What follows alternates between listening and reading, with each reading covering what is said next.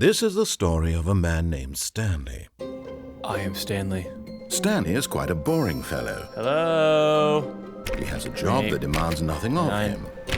30. And every button that he pushes is a reminder of the inconsequential nature of his existence. This is probably a fake world. And I'm trying to tell him this. Maybe this time he'll see.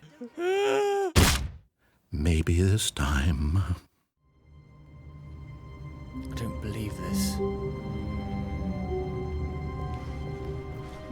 How wonderful. Stanley was alone. Finally. This is great, he thought to himself. This is what I've wanted all along. I got what I wanted.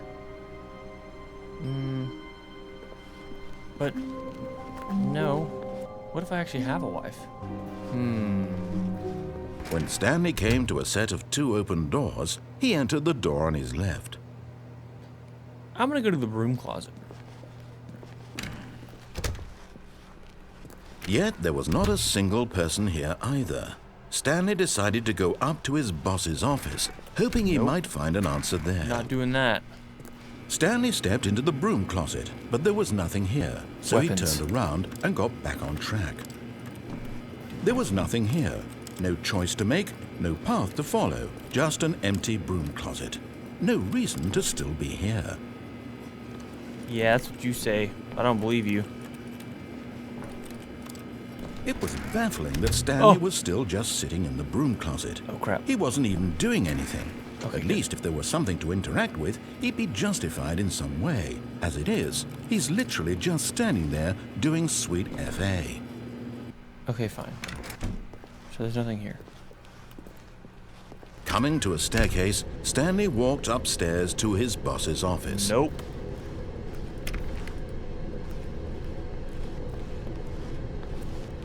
Oh, this is spooky.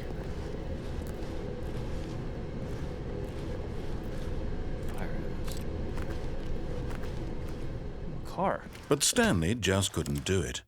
He considered the possibility of facing his boss. Admitting he had left his post during work hours, he might be fired for that. And in such a competitive economy, why had he taken that risk? All because he believed everyone had vanished? His boss would think he was crazy. And then something occurred to Stanley. Maybe, he thought to himself, maybe I am crazy. All of my co-workers blinking mysteriously out of existence in a single moment for no reason at all?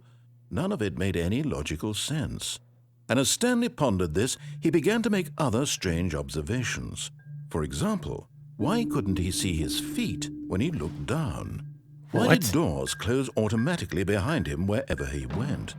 And for that matter, these rooms were starting to look pretty familiar. Were they simply repeating? No, Stanley said to himself, this is all too strange. This can't be real. And at last, he came to the conclusion that had been on the tip of his tongue. He just hadn't found the words for it. I'm dreaming, he yelled. This is all a dream. Oh, what a relief Stanley felt to have finally found an answer, an explanation. I don't think that's the answer. His co-workers weren't actually gone. He wasn't going to lose his job. He wasn't crazy after all. And he thought to himself, I suppose I'll wake up soon. I'll have to go back to my boring real-life job pushing buttons. I may as well enjoy this while I'm still lucid. So, he imagined himself flying and began to gently float above the ground. Oh my gosh. Then he imagined himself soaring through space on a magical starfield, and it too appeared. It was so much fun, and Stanley marveled that he had still not woken up. How was he remaining so lucid? And then perhaps the strangest question of them all entered Stanley's head. One he was amazed he hadn't asked himself sooner.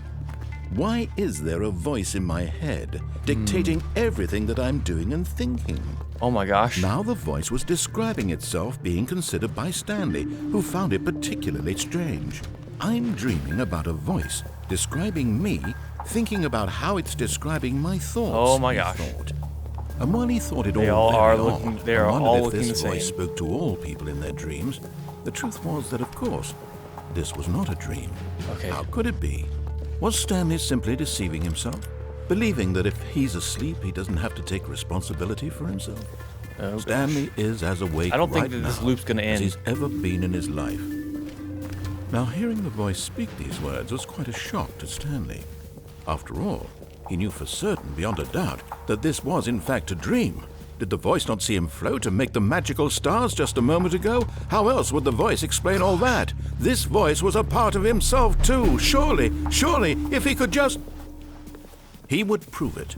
He would prove that he was in control, that this was a dream. Okay. So he closed his eyes gently, and he invited himself to wake up.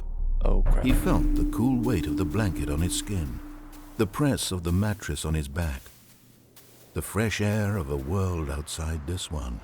Mm-hmm. Sure I did. He thought to himself, I'm through with this dream. I wish it to be over. Let me go back to my job. Let me continue pushing the buttons. Please, it's all I want. I want my apartment, and my wife, and my job. All I want is my life exactly the way it's always been. My life is normal. But you told me I didn't have a wife. I am normal. Everything will be fine. I am okay. I don't feel okay. I feel very not okay. Stanley began screaming. Please, someone, wake me up. My name is Stanley. I have a boss. I have an office. I am real. Please, just someone tell me I am real. I must be real. It's getting red. Can anyone hear my voice? Who am I? Who am I? And everything went black. I feel paralyzed with fear. This is the story of a woman named Mariella. What? Mariella woke up on a day like any other. She arose, got dressed, gathered her belongings, and walked to her place of work. But on this particular day, her walk was interrupted by the body of a man who had stumbled through town talking and screaming to himself, and then collapsed dead on the sidewalk. And although she would soon turn to go call for an ambulance, for just a few brief moments, she considered the strange man. He was obviously crazy. This much she knew. Everyone knows what crazy people look like. I am not crazy. And in that moment, she thought to herself how lucky she was to be normal. I am sane.